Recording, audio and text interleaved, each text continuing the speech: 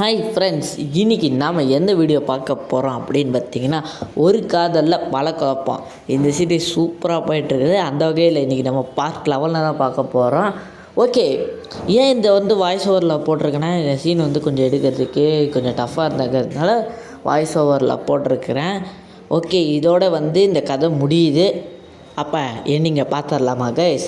கடைசியாக எங்கே விட்டுருந்தோன்னா, நம்ம தலைவன் சதீஷ் ரொம்ப நாள் கழித்து கண்ணில் பட்டிருக்கிறாரு, ஃபோன் பட்டிருக்கான். இப்போ போகிறான், காப்பாற்றினா இல்லையான்றத மாமா கதைகளை போய் தெரிஞ்சுக்கலாமா? வாங்க கைஸ், கதைகளை போகலாம். மறக்காமல் நம்ம சேனலில் லைக், கமெண்ட், ஷேர், சப்ஸ்கிரைப் எல்லாமே பண்ணுங்கள். அப்போது வாங்க கைஸ், வீடியோக்குள்ளே போகலாம். தேவா அவனோட அடியாள்கிட்ட சதீஷை கூப்பிட்டு வந்துட்டியான்னு கேட்க, அவனும் ஆமாம் இந்த மாதிரி கூட்டிகிட்டு வந்துட்டுன்னு சொன்னோடனே தேவா சதீஷ்கிட்ட கேட்குறான், உனக்கு எவ்வளோ தைரியம்னு என்ன தப்பிச்சு போவான்னு சொல்ல, சதீஷ் இந்த மாதிரி சந்தோஷம் காப்பாற்றுவான், நான் நல்லா தப்பிச்சு போனேன் அப்படின்னு நான் சொல்லிகிட்ருக்கேன். தேவா உன்னை இத்தனை நாள் உயிரோடு விட்டு வச்சது தப்புடா, இதை இப்போவே கொல்றேன்டா அப்படின்னு கொல்ல போகிறான். தேவா சதீஷை கொல்லும்போது தேவான்னு ஒரு சத்தம் யாரான்னு பார்த்தா நம்ம சந்தோஷ்.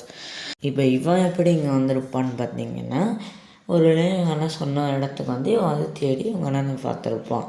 பார்த்து அவங்க பின்னாடி துரத்திட்டு வந்த அந்த அடியாரங்களெல்லாம் இவன் அடித்து போட்டுட்டு, இவன் இந்த மாதிரி இவனோட பிளான் படி இவன் இப்போ தேவா இருக்கிற இடம் இவனுக்கு தெரிஞ்சுது. இப்போ தேவா சொல்கிறான், 5 டாஸ்க் முடிஞ்சு. ஓகே, இப்போ ஃபைனலோட என்னன்னா, நீ என்னை கொன்னுட்டு உங்கள் அண்ணனை காப்பாற்றி கூட்டிகிட்டு போ, இதாண்டா உனக்கு ஃபைனலு.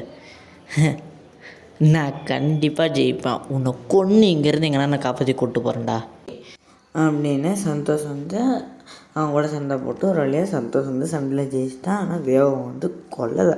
ஆனால் அது பதிலாக அவனை ஒரு இடத்துல பத்திரமா நிற்க வச்சு கார்த்திக்கு ஃபோன் பண்ணுறான்.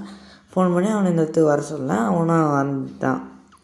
அவன் எவ்வளோ தைரியம் இந்த மாதிரி ஃப்ரெண்டு கொல்லணும் அப்படின்னு கேட்க, நம்ம சந்தோஷ் உனக்கு இருக்கிற வெளியே பார்த்தா நீ போய் அவனை கொண்டு போகல அப்படின்னு சொல்லி சந்தோஷ் தேவாவை விசாரிக்கிறான். நீ யார் என்ன அப்படின்னு விசாரிக்கும் போது அவன் ஏதோ சொல்ல வரான். டே நீ நினைக்கிற மாதிரி அப்படின்னு சொல்ல உடனே ஒரு ஷூட்டிங் சவுண்டு, பார்த்தா தேவா செத்துட்டான்.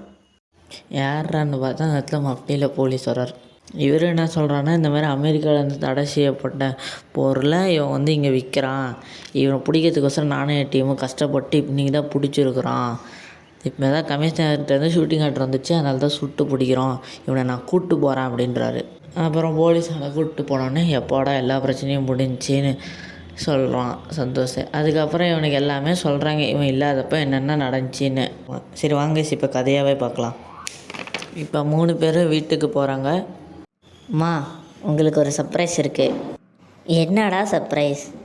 மா, சதீஷ் வீட்டுக்கு வந்துட்டான். அண்ணிக்கிட்ட சொன்னேன், அண்ணி ஆஃபீஸ்லேருந்து வராங்களாம். சதீஷ் எப்படிடா இருக்க? ஒரு மாதம் எங்களை விட்டு போனதுக்கே இப்படி இழைச்சி போயிட்ட. வா, அம்மா உனக்கு கறி குழம்பு செஞ்சு வைக்கிறேன். ஏங்க எப்படி இருக்கீங்க? நான் உங்களை ஒரு மாதம் ரொம்ப மிஸ் பண்ணேன். நான் நல்லா இருக்கேன் மாயா, நீ எப்படி இருக்க? நல்லா இருக்கியா? அதான் சொன்னேன், நீ உங்களை விட்டு ஒரு மாதம் நான் ரொம்ப மிஸ் பண்ணேன்னு. இதுதான்டா உன் தம்பி சந்தோஷத்துக்கு பார்த்துருக்க பொண்ணு. அம்மா, இந்த பொண்ணு அன்னைக்கு ஜுவல்லரி ஷாப்பில் சந்தோஷ் கூட. அண்ணா, அதுதான் அன்றைக்கே சொன்னேனே, அந்த பொண்ணு அண்ணியோட ஃப்ரெண்டுன்னு. எது என் ஃப்ரெண்டா? அதுதான் நீ அன்றைக்கி ரிங்கு வாங்க உங்கள் ஃப்ரெண்டு ஸ்ரீநிதியை கூப்பிட்டு போனல, அது கேட்குறாரு. ஆமாம் ஆமாம், என் ஃப்ரெண்டு தான். தேங்க்யூ அண்ணி, நல்ல வேலை காப்பாற்றிட்டீங்க.